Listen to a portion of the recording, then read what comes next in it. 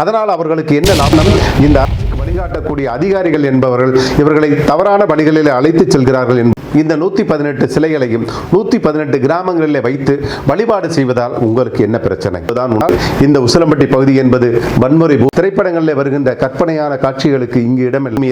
வெற்றிமாறனுடைய அசுரன் அல்லது ரஞ்சித்தினுடைய படங்கள் இன்றைக்கு ஓடிக்கொண்டிருக்கக்கூடிய இந்த பைசன் யாரும் அங்கே போய் திரையை கிழிக்கவில்லை.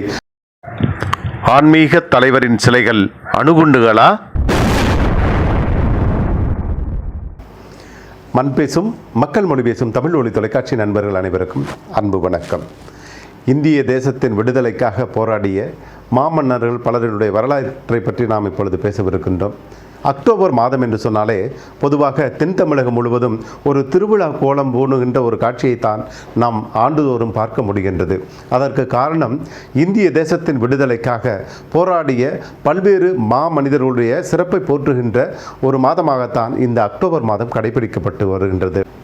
அக்டோபர் மாதம் 24ஆம் தேதி இந்திய தேசத்தின் விடுதலைக்கு வித்திட்ட களப்போராளிகள் மாமன்னர்கள் என்று போற்றக்கூடிய மருதுருவர் சகோதரர்கள், வாளுக்குவேலி அம்பலம் உட்பட நூற்றுக்கணக்கான மக்கள் பலியிடப்பட்ட அந்த ஒரு வீரர்களை போற்றுகின்ற ஒரு நாள்தான் அக்டோபர் 24ஆம் தேதி. அக்டோபர் 27ஆம் தேதி மருதுருவர் சகோதரருடைய அந்த நினைவேந்தல் நிகழ்ச்சி. இந்த நிகழ்ச்சிகளிலெல்லாம் பல்வேறு வகையான மக்கள் கலந்து கொண்டு, பல்லாயிரக்கணக்கான மக்கள் கலந்து கொண்டு அவர்களுடைய நினைவை போற்றுகின்ற ஒரு நன்னாளாக இருக்கின்றது. அதேபோல அக்டோபர் 30ஆம் தேதி தேசியத்தையும் தெய்வீகத்தையும் இரு கண்கள் என போற்றிய மாமனிதர் பசும்பொன் முத்துராமலிங்க தேவர் அவருடைய ஜெயந்தி விழா என்பது தொடர்ந்து கொண்டாடப்பட்டு வருகின்றது. அக்டோபர் 30ஆம் தேதி உலகத்திலே இதுவரை எந்த மனிதருக்கும் தலைவருக்கும் இல்லாத ஒரு சிறப்பு. ஏதோ ஒரு முறை கூடி கலைகின்ற ஒரு கூட்டமாக இல்லாமல் ஒவ்வொரு ஆண்டும் அக்டோபர் மாதம் 30ஆம் தேதி பல லட்சக்கணக்கான மக்கள் ஒன்றிணைந்து அந்த மாமனிதரை போற்றுகின்ற ஒரு நன்னாள் தான் அக்டோபர் 30ஆம் தேதி பசும்பொன் முத்துராமலிங்க தேவர் அவருடைய ஜெயந்தி விழா என்பது. இந்த அக்டோபர் 30ஆம் தேதி தேவர் ஜெயந்தி விழா என்பது ஏதோ ஓரிடத்தில் மட்டும் கொண்டாடப்படக்கூடிய ஒரு விழா அல்ல. தமிழகம் முழுவதிலும் பரவி வாழுகின்ற எல்லா சமுதாயத்தை சார்ந்த மக்களும் கொண்டாடக்கூடிய போற்றக்கூடிய ஒரு தலைவர் தான் பசும்பொன் முத்துராமலிங்க தேவர் அவர்கள். இன்றைக்கு யார் யாரை எல்லாமோ சொல்லுகின்றோம், சமத்துவ நாயகர் என்றெல்லாம் சொல்லுகின்றோம். உண்மையிலே ஒரு சமத்துவ நாயகர் இருந்தார் என்று சொன்னார் அவர் பசும்பொன் முத்துராமலிங்க தேவர் மட்டும்தான். அவர் மட்டும் தான் பிறந்த சமூகத்தோடு மட்டும் நின்று விடாமல் அனைத்து சமுதாயத்தினரும் அனைத்து மதத்தினரும் போற்றப்பட வேண்டும், அவர்களுக்கு உரிய மரியாதை கொடுக்கப்பட வேண்டும், அங்கீகாரம் கொடுக்கப்பட வேண்டும் என்று போராடிய மாமனிதருடைய நினைவை போற்றுகின்ற விதம்தான் இந்த அக்டோபர் 30ஆம் தேதி ஜெயந்தி விழா என்பது. இவ்வளவு பெருமைக்கும் போற்றுதலுக்கும் உரிய ஒரு மாமனிதனுடைய திருத்தொண்டராக இருந்தவர்தான் K.A. முருகன்ஜி அவர்கள். இந்த முருகன்ஜி அவர்கள் அகில இந்திய பார்வர்ட் பிளாக் கட்சியினுடைய அடிப்படை உறுப்பினராக இருந்து படிப்படியாக உயர்ந்து பல்வேறு வகையான போராட்டங்களை சந்தித்து 100க்கும் மேற்பட்ட வழக்குகளை சந்தித்து இந்த மக்களோடு மக்களாக இருந்து பல்வேறு வகையான நிகழ்வுகளை முன்னெடுத்து கொண்டு வரக்கூடிய ஒரு மனிதர் தான் K.A. முருகன்ஜி அவர்கள். இவர் ஆண்டிற்கு ஒரு முறை மட்டுமே முடிதாங்கி முடிக்காணிக்கை செலுத்துகின்ற ஒரு பழக்கத்தை கடந்த 35 ஆண்டுகளுக்கு மேலாக தொன்று தொட்டு சென்று செய்து வருகின்றார். ஒவ்வொரு ஆண்டும் அக்டோபர் 28ஆம் தேதி பசும்பொன்னிற்கு சென்று அங்கே முடிக்காணிக்கை செலுத்துவது மட்டுமே அவருடைய குறிக்கோளாக இருந்து கொண்டு வருகின்றது. ஒவ்வொரு ஆண்டும் அக்டோபர் 30ஆம் தேதி குறிப்பாக அவர் வசிக்கக்கூடிய அந்த உசிலம்பட்டி தொகுதி முழுவதிலும் இருந்து பல்லாயிரக்கணக்கான மக்கள் உசிலம்பட்டியில் உள்ள தேவர் சிலையிலே வந்து வழிபாடு செய்வது என்பது வழக்கமாக இருந்து வருகின்றது. ஒவ்வொரு ஆண்டும் அவருடைய நினைவை போற்றுகின்ற விதமாக பல்வேறு சிறப்புகளையும் செய்து வருகின்றார்.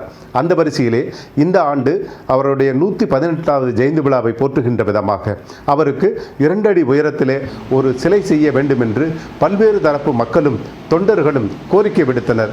அதற்காக ஒரு குழுவை அமைத்து அந்த குழுக்களிடம் ஆலோசனை கேட்டு கட்டாயமாக இதனை செய்ய வேண்டும். அப்பொழுதுதான் எதிர்காலத்தில் இருக்கக்கூடிய வருங்கால இளைஞர்களுக்கு இந்த அவருடைய வரலாற்றை போற்றுகின்ற விதமாக அவருடைய வரலாற்றை அறிந்து கொள்ள வேண்டும், அவர்களுடைய பெருமையை தெரிந்து கொள்ள வேண்டும் என்பதற்காக 118 கிராமங்களிலே இருக்கக்கூடிய பொது இடங்களில் வைத்து அன்றைக்கு அக்டோபர் 30ஆம் தேதி மட்டும் அவர்களை பொதுவாக வழிபாடு செய்து அவர்களுக்கு அவருடைய நினைவை போற்ற வேண்டும், அவருடைய வரலாற்றை தெரிய வேண்டும் என்பதற்காக ஒரு மிகப்பெரிய ஏற்பாட்டை பல்வேறு சிரமங்களுக்கிடையே பல லட்சங்களை செலவு செய்து அந்த சிலைகளை உருவாக்கி இருக்கின்றார். அந்த சிலைகளை அப்படி தன்னிச்சையாக செய்து விடாமல் அரசிடம் முறையாக காவல்துறையிடம் அனுமதி கேட்கின்றார். அங்கங்கே எந்த எந்த ஊரிலெல்லாம் எந்த ஊர்களிலெல்லாம் இந்த சிலையை வைத்து வழிபாடு செய்யவிருக்கின்றார்களோ அந்தந்த ஊர்களிலே 5 பேர் கொண்ட ஒரு குழுவை அமைத்திருக்கின்றார்கள். அந்த குழு மூலமாக அதனை முறையாக வைத்து யாருக்கும் எந்த விதமான இடையூறும் ஏற்படாத வண்ணம் இந்த 118வது ஜெயந்தி விழாவில் கொண்டாடவிருக்கின்ற இந்த 118 சிலைகளை ஒவ்வொரு கிராமத்தில் உள்ள இளைஞர்களும் பெரியவர்களும் அனைத்து சமுதாயத்தைச் சேர்ந்தவர்களும் போற்றி கொண்டாட வேண்டும் என்பதற்காக உருவாக்கி இருக்கின்றார்கள். அதற்காக முறையாக காவல்துறையினரிடம் அனுமதி கேட்டிருக்கின்றார்கள். ஆனால் காவல்துறையினர் முற்றிலுமாக அதற்கு அனுமதி மதித்து தடை விதித்திருக்கின்றது என்பது மிகப்பெரிய ஒரு வருத்தத்திற்குரிய செய்தியாகும். இப்படிப்பட்ட ஒரு மாமனிதரை போற்றுகின்ற விதத்தில் கொண்டாடவிருக்கின்ற இந்த சிலைகளால் உங்களுக்கு எந்த விதத்தில் பாதிப்பு, வேறு யாருக்கேனும் ஏதாவது பாதிப்பு இருக்கின்றதா? எதுவுமே கிடையாது. இந்த உசிலம்பட்டி பகுதி என்பது வன்முறை பூமி அல்ல, நன்மைகள் செய்யக்கூடிய மனிதர்கள் வாழக்கூடிய ஒரு பகுதி, அனைத்து சமுதாயத்தினரையும் அரவணைத்து செல்லக்கூடிய ஒரு பகுதி. நீங்கள் நினைப்பது போல் சிறு திரைப்படங்களில் வரக்கூடிய கற்பனையான காட்சிகளுக்கு இங்கு இடமில்லை. திரைப்படங்களில் வருகின்ற கற்பனையான காட்சிகளுக்கு இங்கு இடமில்லை. இங்கு அனைத்து சமுதாயத்தினரையும் அனைத்து மதத்தினரையும் ஒற்றுமையாக அண்ணன் தம்பிகளாக ஒரு குடும்பத்தைப் போல வாழுகின்ற ஒரு பகுதி இந்த பகுதி. அப்படி இருக்கின்ற பொழுது அரசு எடுத்துக்கொண்டு இருக்கக்கூடிய பல்வேறு வகையான முடிவுகள் என்பது இந்த சமுதாயத்தினுடைய வரலாற்றை அளிக்கின்ற விதமாகத்தான் இருக்கின்றது. இந்த உசிலம்பட்டி பகுதி என்பது வன்முறைகள் நிறைந்த பகுதி அல்ல, நன்மைகள் செய்யக்கூடிய மனிதர்கள் வாழக்கூடிய பகுதி. இவர்கள் பார்ப்பதற்கு தான் கரடுமுரடாக தெரிந்தாலும் பழகுவதிலே மிகவும் மென்மையானவர்கள், ஆனால் உண்மையானவர்கள். அவர்களிடம் பழகும் போது மிகவும் கவனமாக இருந்தார்கள். நீங்கள் ஒரு நன்மையை செய்தால் அவர்கள் 100 நன்மையை செய்வார்கள். அப்படிப்பட்ட ஒரு குணாதிசயங்களை கொண்டவர்கள் தான் இந்த பகுதி மக்கள் என்பதை தயவு செய்து நீங்கள் புரிந்து கொள்ள வேண்டும். இன்றைக்கு தமிழக திரைப்படங்களில் எடுத்துக்கொண்டோம் என்று சொன்னால் வெற்றிமாறனுடைய அசுரன் அல்லது பா ரஞ்சித்தினுடைய படங்கள், இன்றைக்கு ஓடிக்கொண்டிருக்கக்கூடிய இந்த பைசன் திரைப்படம் உட்பட பல்வேறு தலித்திய படங்கள் எல்லாம் இன்றைக்கு இந்த உசிலம்பட்டி பகுதியில் மிகச்சிறப்பாக ஓடிக்கொண்டிருக்கின்றது. யாரும் அதற்கு எதிர்ப்பு தெரிவிக்கவில்லை, யாரும் அங்கே போய் திரையை கிழிக்கவில்லை, அங்கே வன்முறைகள் செய்யவில்லை. அப்படியெல்லாம் இருக்கின்ற போது காவல்துறையினரே ஒரு பிம்பத்தை ஏற்படுத்துகிறார்களோ என்கின்ற ஒரு அச்சம்தான் இருக்கின்றது. உயர்மட்டத்தில் இருக்கக்கூடிய அதிகாரிகள் இந்த அரசிற்கு தவறான வழிகாட்டுதல்களை செய்து கொண்டிருக்கின்றார்கள். எனவே அரசாங்கம் மிகவும் கவனமாக இதனை கையாள வேண்டும் என்பதுதான் நம்முடைய கோரிக்கை. 118 கிராமங்களில் வழிபடக்கூடிய அந்த சிலை வழிபாடு என்பது பல்வேறு வகையான நன்மைகளை தரக்கூடியதாகத்தான் அமைகின்றது. காரணம், அந்தந்த கிராமங்களிலே அந்தந்த மக்கள் வைத்து தாங்கள் இருக்கக்கூடிய பகுதியிலேயே சொந்த ஊர்களிலேயே அவருடைய நினைவை போற்றுகின்ற விதமாக அவருடைய வரலாற்றை அடுத்த தலைமுறைக்கு எடுத்துச் சொல்லுகின்ற விதமாக அமையும். இல்லாத பட்சத்திலே அத்தனை மக்களுமே ஒன்று சேர்ந்து அந்த அக்டோபர் 30ஆம் தேதி உசிலம்பட்டிக்கு வருவார்கள். அப்படி வருகின்ற பொழுது இந்த உசிலம்பட்டி பகுதி என்பது ஏற்கனவே பல்வேறு வகையான இட நெருக்கடியாலும் போக்குவரத்து நெரிசல்களாலும் ஸ்தம்பித்து போய் கொண்டிருக்கின்றது. பல்வேறு வகையான சிக்கல்களை சந்தித்துக் கொண்டு வருகின்றது. ஒரே நேரத்தில் பல்லாயிரக்கணக்கான மக்கள் அந்த பகுதியில் கூடுகின்ற போது பல்வேறு வகையான சிக்கல்களை உண்டு பண்ணும் என்பது கடந்த காலங்களிலே காவல்துறையினர் அறிந்த உண்மைதான். அப்படியெல்லாம் இருக்கின்ற பொழுது இவர்கள் அந்தந்த கிராமங்களில் வைத்து இந்த சிலையை வழிபாடு செய்வதற்கு அனுமதிக்க வேண்டும் என்பதுதான் பொதுமக்கள் பலரினுடைய கருத்தாக இருந்து வருகின்றது. இதனை அரசாங்கம் தயவு செய்து கருத்தில் கொள்ள வேண்டும் என்பதுதான் நம்முடைய தாழ்மையான வேண்டுகோள். அன்பிற்குரிய இளைஞர் பெருமக்களை வணக்கம். இன்றைக்கு நீங்கள் அக்டோபர் 30ஆம் தேதி குரு பூஜை விழாவிற்காக பசும்பொன் செல்லவிருக்கின்றீர்கள். உங்கள் ஒவ்வொருவருக்குமான தமிழ் ஒளி தொலைக்காட்சியின் சார்பிலே ஒரு தாழ்மையான வேண்டுகோளை நாங்கள் முன்வைக்கின்றோம். நீங்கள் எல்லாம் உங்களுடைய குடும்பத்தையும் இந்த நாட்டையும் காக்கின்ற ஒரு பொறுப்பு உங்களுக்கு இருக்கின்றது. இங்கு செல்கின்றீர்கள், ஒரு மாமனிதரை போற்றுகின்ற ஒரு நல்ல விழாவிற்காக செல்கின்றீர்கள். அவர் யார்?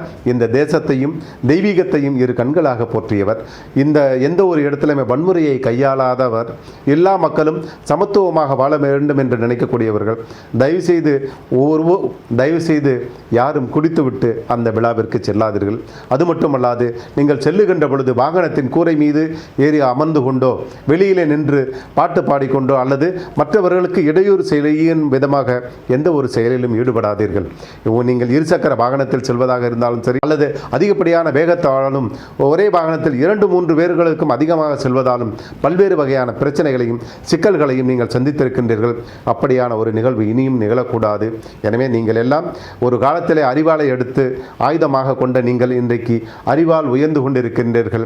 அதனை மெய்ப்பிக்கின்ற விதமாக அந்த மாமனிதருடைய நினைவை போற்றுகின்ற அந்த நன்னாளிலே அனைவரும் ஒற்றுமையாக இருந்து அவரை வணங்கி அவருடைய ஆசீர்வாதத்தை பெற்று நீங்கள் திரும்பி வாருங்கள். உங்கள் குடும்பம் உங்களுக்காக காத்து கொண்டிருக்கிறது என்பதை மனதில் வைத்துக் கொள்ளுங்கள்.